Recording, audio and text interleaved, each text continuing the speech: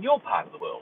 Hope nothing's getting too outrageous and life isn't taxing you too much over the weekend. There's certainly been some interesting things come out over the weekend. We'll talk about some of those tonight, although tonight might have a few other opening eye kind of things. We're going to talk a lot about the jab tonight. We're going to talk a lot about what was in the jab, what we know was in the jab, how they put it in the jab, and more particularly why they put it in the jab.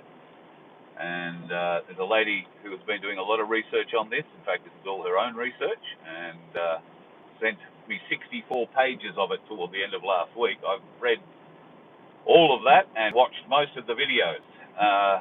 Frightening is the only thing I can say about that.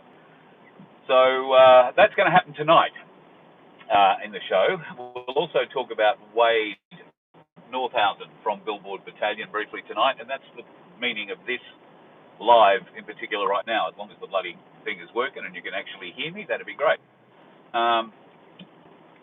If you know of any patient advocacy services in Victoria, particularly for people who've suffered strokes, I need to learn about them. Wade is not getting the treatment that he deserves and needs, frankly. The Victorian health system has been let go so badly that now if you have a stroke and you happen to live outside of a metropolitan area, you will be completely unable to get neurological services. There will not be a neurologist to look at you, and you'll be very lucky to get a cardiologist to look at you. Now, this might be different if you're in bigger centres, bigger regional centres like Geelong, maybe, or Ballarat or Geelong. I said that, didn't I? But certainly not if you're in smaller places. And then, of course, they have excuses for not moving people in smaller places into the city where these services are available. This is where patient advocates become extremely important. We need a patient advocate. We need someone who can go into bat for Wade and get him particularly the neurological exam that he so desperately needs. It's critical that he gets it. There is a timeline with people who've suffered a stroke, and Wade is coming up rapidly on the 3-month timeline. He's had minimal help from the Victorian Health Service, and can I say, without speaking too much about it, the quality of care in Victoria, as I'm hearing about it, is totally unacceptable. Totally unacceptable. If you are in Victoria, you should live in fear of ever having to go to a regional hospital. Shit, that was my windscreen. Just got a rock through it. Bloody great. Shit. Just what I need. A $500 windscreen I can't afford.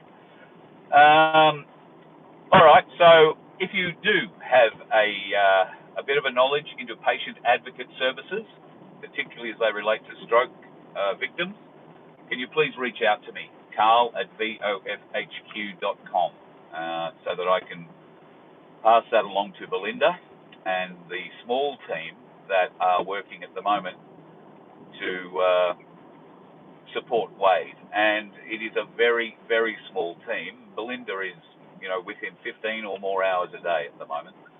And he is not being fed anything like quality meals. All the meals are being outsourced these days, I think, in most hospitals around the country, but certainly in Victoria. I remember a day where, and this is a long time ago, I will admit, but people who had strokes were fed certain types of foods, brain food, things that helped reconnect synapses or helped rectify some of the issues. I don't believe that happens anymore. You just get whatever's put in front of you, and if that happens to be a sandwich with a bit of Vegemite on it, then that's what you get for the day. Wade, also being a big bloke and a farmer, hospitals tend to feed him at 5 o'clock in the morning and at 11 o'clock in the morning and 5 o'clock in the afternoon, and that's it. He is not getting quality care outside of anybody turning up and delivering food to him at those hours, can I tell you.